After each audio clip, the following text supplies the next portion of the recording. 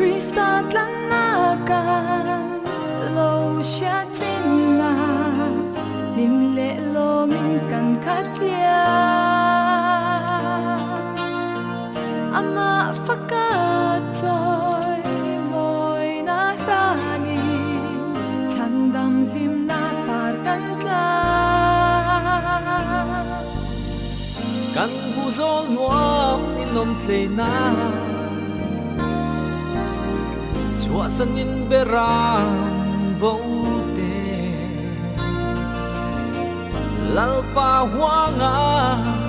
xoay lu tangu chatuan của avan maya kan chen rei ta par moi na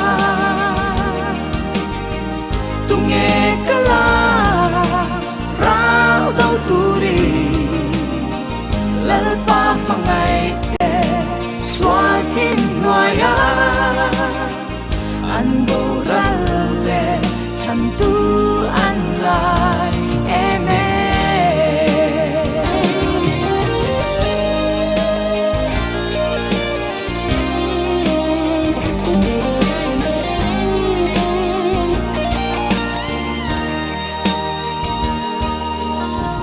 kan kiang vela tha rao sal tang pe mangai tu ngai lin an ru an sual na bo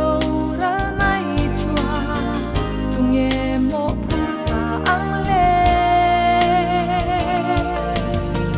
tim đuôi xoal của rau mê te min awe ring tu zong te an tak sa le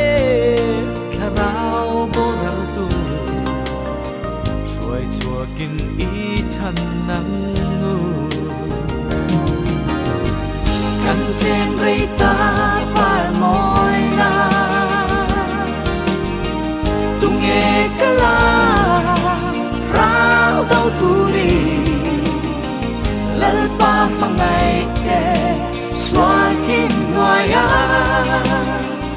an bồ ral le chăm tu an lại em